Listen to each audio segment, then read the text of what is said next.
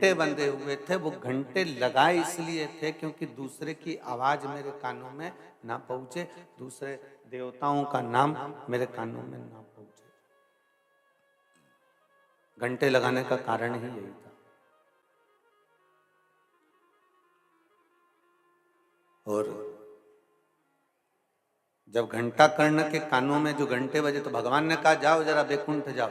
तो कि बैकुंठ में क्यों जाना है? घंटा कर्ण ने कहा बैकुंठ इसलिए जाइए कि वहां जाकर आप सत्संग करिए,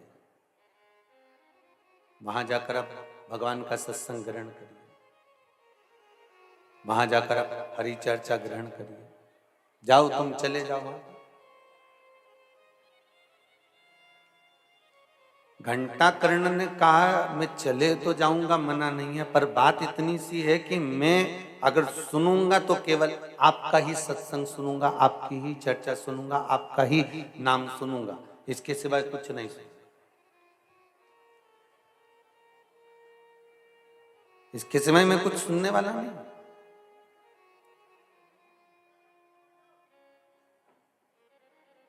भगवान कहते हैं घंटा कर्ण,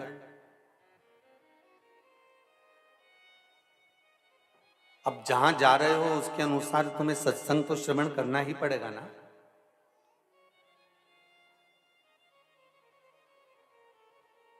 जाकर अगर बैठोगे तो कुछ सत्संग तो तुम्हें सुनना पड़ेगा ना। तो घंटा कर्ण ने कहा मेरे को सत्संग सुनने से दिक्कत नहीं है, पर मुझे बस आपका ही नाम श्रवण करना, मैं केवल आपके नाम में डूबना चाहता हूं। शिव महापुराण की कथा कहती है कि राम नाम में, कृष्ण नाम में, शिव नाम में, दत्त नाम में, भगवान के नाम में, तुम किसी भी नाम में डूब गए हो, अगर किसी नाम में अगर तुम डूब रहे हो तो ये पक्का है कि वो नाम आपको तार देगा। क्योंकि तुलसीदास जी ने रामचरितमानस में ये बात बार बार वर्णन करी है कि कलयुग केवल नाम आधार है, कलयुग में केवल नाम की आधारशिला है।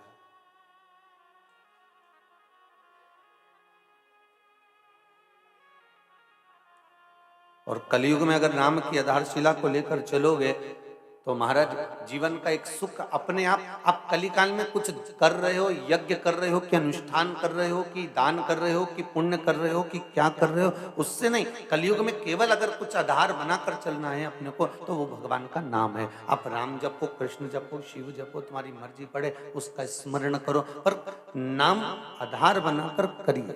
श्री शिवाय नमस्तुभ्यम, श्री शिवाय नमस्तुभ्यम, नाम की आधारशिला को बनाकर चलिए।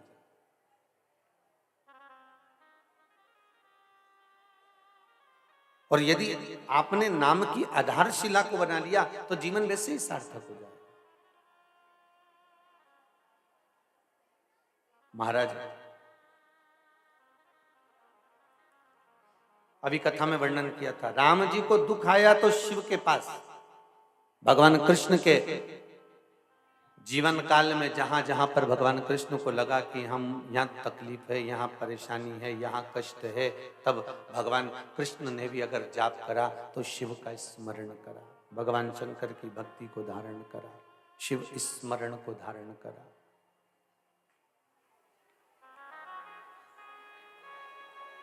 भगवान की अविरल भक्ति को धारण करा। और महाराज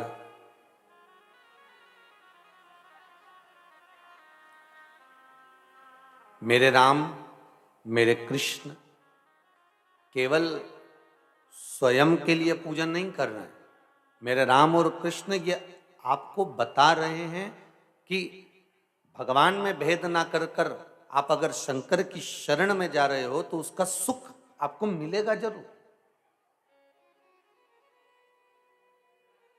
उसका सुख आपको प्राप्त जरूर होगा।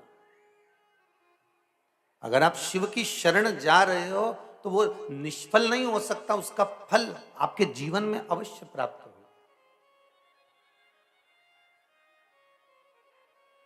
इससे पहले जब कथा हुई तो उसमें भी आपको कहा था, मानसरोवर शिव महापुराण में कहा था कि एक लोटा पानी अगर आपने अनायास चढ़ा दिया, जैसे